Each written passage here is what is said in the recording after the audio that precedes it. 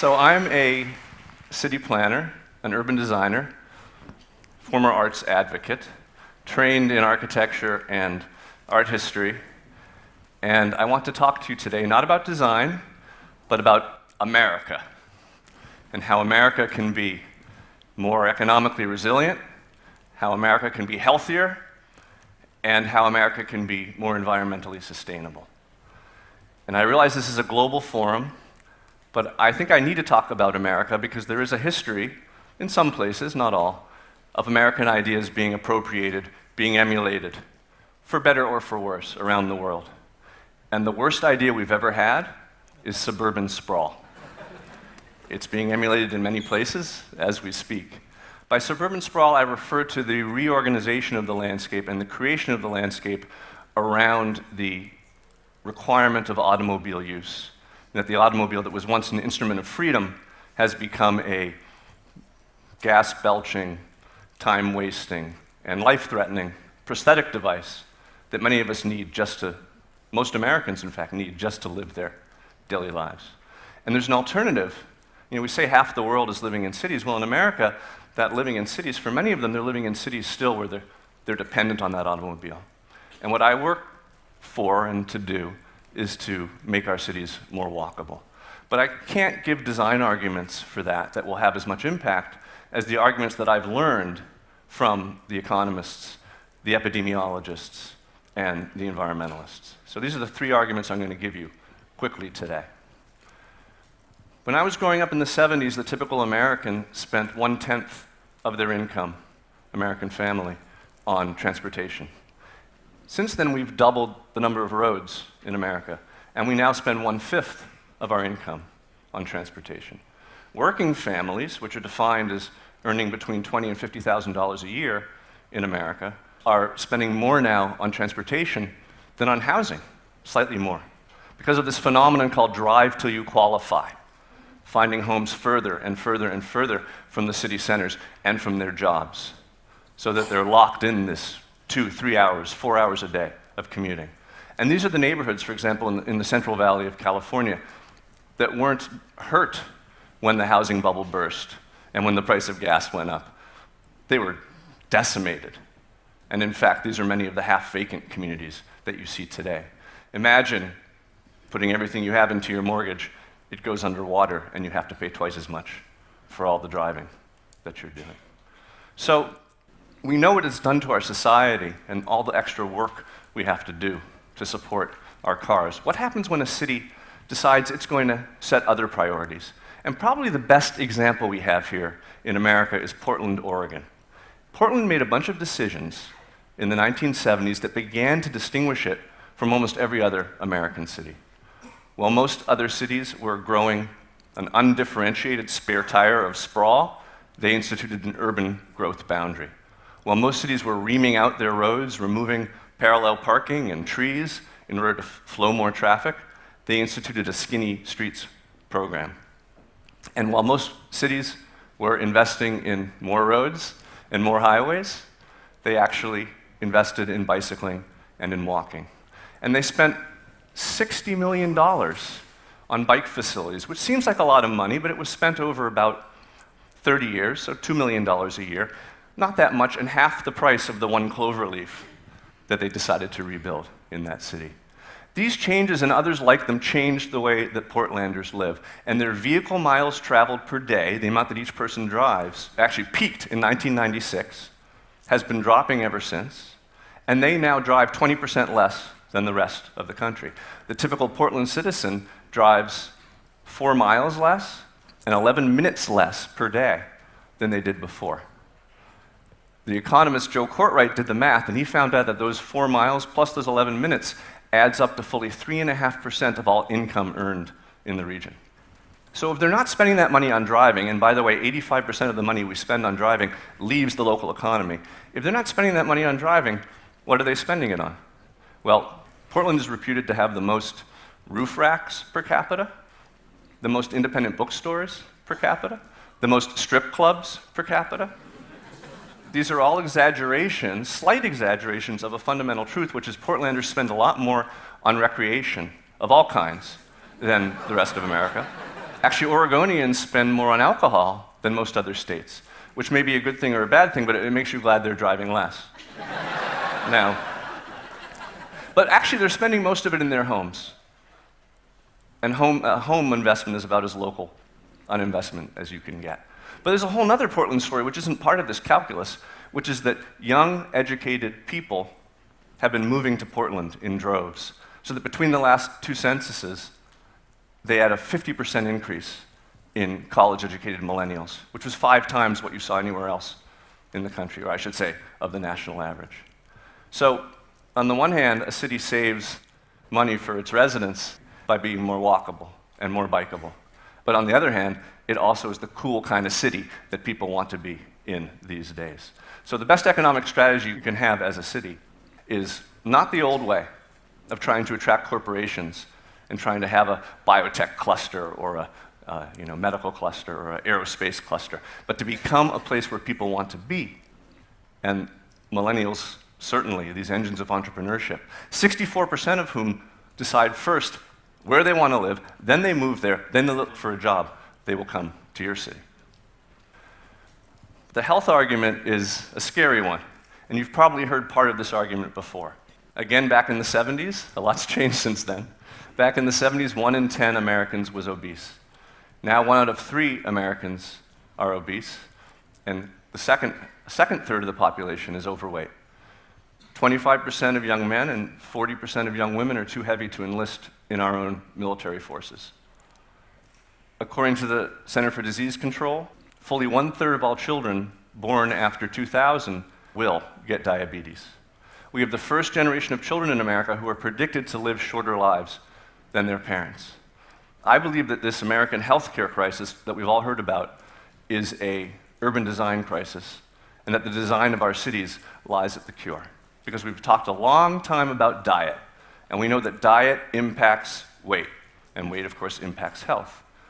But we've only started talking about inactivity, and how inactivity, born of our landscape, inactivity that comes from the fact that we live in a place where there is no longer any such thing as a useful walk, is driving our weight up. And we finally have the studies, one in Britain called Gluttony versus Sloth, that tracked weight against diet and tracked weight against inactivity and found a much higher, stronger correlation between the latter two. Dr. James Levine, in this case the aptly named Mayo Clinic, put his test subjects in electronic underwear, held their diet steady, and then started pumping the calories in. Some people gained weight, some people didn't gain weight, expecting some metabolic or DNA factor at work. They were shocked to learn that the only difference between the subjects that they could figure out was the amount they were moving. And that, in fact, those who gained weight were sitting on average 2 hours more per day than those who didn't. So we have these studies that tie weight to inactivity, but even more, we now have studies that tie weight to where you live. Do you live in a more walkable city, or do you live in a less walkable city? Or where in your city do you live? In San Diego, they used WalkScore. WalkScore rates every address in America and soon the world in terms of how walkable it is. They used WalkScore to designate more walkable neighborhoods and less walkable neighborhoods. Well, guess what? If you lived in a more walkable neighborhood, you were 35% likely to be overweight. If you lived in a less walkable neighborhood, you were 60% likely to be overweight. So we have study after study now that's tying where you live to your health.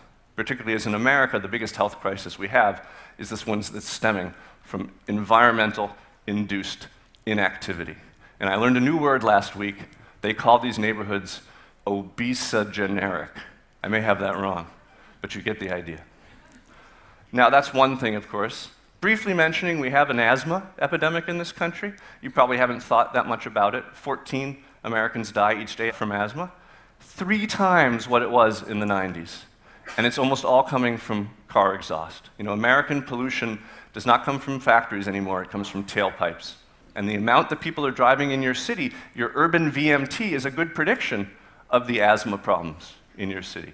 And then finally, in terms of driving, there's the issue of the single largest killer of healthy adults, and one of the largest killers of all people is car crashes. And we take car crashes for granted. We figure it's a natural risk of being on the road. But in fact, here in America, 12 people out of every 100,000 die every year from car crashes. We're pretty safe here. Well, guess what? In England, it's 7 per 100,000. In Japan, it's 4 per 100,000. Do you know where it's 3 per 100,000? New York City. San Francisco, the same thing. Portland, the same thing. Oh, so cities make us safer because we're driving less. Tulsa, 14 per 100,000. Orlando, 20 per 100,000. It's not whether you're in the city or not. It's how is your city designed? Was it designed around cars or around people? Because if your city is designed around cars, it's really good at smashing them into each other. That's part of a much larger health argument. Finally, the environmental argument is fascinating because the environmentalists turned on a dime about 10 years ago. The environmental movement in America has historically been an anti-city movement, from Jefferson on. Cities are pestilential to the health, to the liberties, to the morals of man. If we continue to pile upon ourselves in cities as they do in Europe, we shall become as corrupt as they are in Europe and take to eating one another as they do there. He apparently had a sense of humor. And then the American environmental movement has been a classically Arcadian movement. To become more environmental, we move into the country, we commune with nature, we build suburbs. But of course, we've seen what that does. The carbon mapping of America, where is the CO2 being emitted, for many years only hammered this argument in more strongly. If you look at any carbon map, because we map it per square mile, any carbon map of the US, it looks like a night sky satellite photo of the US. Hottest in the cities, cooler in the suburbs, dark, peaceful in the countryside. Until some economists said, is that the right way to measure CO2? There are only so many people in this country at any given time, and we can choose to live where perhaps we'd have a lighter impact. And they said, let's measure CO2 per household. And when they did that, the maps just flipped. Coolest in the center city, warmer in the suburbs, and red hot in these ex-urban drive-to-you-qualify neighborhoods. So a fundamental shift, and now you have environmentalists and economists like Ed Glazer saying, we are a destructive species. If you love nature, the best thing you can do is stay the heck away from it, move to a city, and the denser, the better. And the more denser cities, like Manhattan, are the cities that perform the best. So the average Manhattanite is consuming gasoline at the rate the rest of the nation hasn't seen since the 20s, consuming half of the electricity of Dallas. But of course, we can do better. Canadian cities, they consume half the gasoline of American cities. European cities consume half as much again. So obviously we can do better, and we want to do better, and we're all trying to be green. My final argument in this topic is that I think we're trying to be green the wrong way. And I'm one of many people who believes that this focus on gadgets, on accessorizing, what can I add to my house? What can I add to what I've already got to make my lifestyle more sustainable? Has kind of dominated the discussion. So I'm not immune to this. My wife and I built a new house on an abandoned lot in Washington, D.C., and we did our best to clear the shelves of the sustainability store. We've got the solar photovoltaic system, solar hot water heater, dual flush toilets, bamboo floors. A log burning in my German high-tech stove apparently, supposedly, contributes less carbon to the atmosphere than were it left alone to decompose in the forest. Yet all of these innovations, that's what they said in the brochure. All of these innovations together contribute a fraction of what we contribute by living in a walkable neighborhood 3 blocks from Metro in the heart of a city. We've changed all our light bulbs to energy savers, and you should do the same thing, but changing all your light bulbs to energy savers saves as much energy in a year as moving to a walkable city does in a week. And we don't want to have this argument. Politicians and marketers are afraid of marketing green as a lifestyle choice. You don't want to tell Americans, God forbid, that they have to change their lifestyle. But what if lifestyle was really about quality of life and about perhaps something that we would all enjoy more, something that would be better than what we have right now? Well, the gold standard of quality of life rankings, it's called the Mercer Survey. You may have heard of it. They rank hundreds of nations worldwide according to 10 criteria that they believe add up to quality of life: health, economics, education, housing, you name it. There's 6 more. Short talk. And it's very interesting to see that, like, the highest ranking American city, Honolulu, number 28, is followed by kind of the usual suspects of Seattle and Boston and all walkable cities, the driving cities in the Sun Belt, the Dallases and the Phoenixes and sorry, Atlanta. These cities are not appearing on the list. But who's doing even better? The Canadian cities like Vancouver, where again they're burning half the fuel. And then it's usually won by cities where they speak German, like Dusseldorf or Vienna, where they're burning, again, half as much fuel. And you see this alignment, this strange alignment. Is being more sustainable what gives you a higher quality of life? I would argue the same thing that makes you more sustainable is what gives you a higher quality of life, and that's living in a walkable neighborhood. So sustainability, which includes our wealth and our health, may not be a direct function of our sustainability. But particularly here in America, we are polluting so much because we're throwing away our time and our money and our lives on the highway. Then these two problems would seem to share the same solution, which is to make our cities more walkable. Doing so isn't easy, but it can be done, it has been done, and it's being done now in more than a few cities around the globe and in our country. I take some solace from Winston Churchill, who put it this way: the Americans can be counted on to do the right thing once they have exhausted the alternatives. Thank you.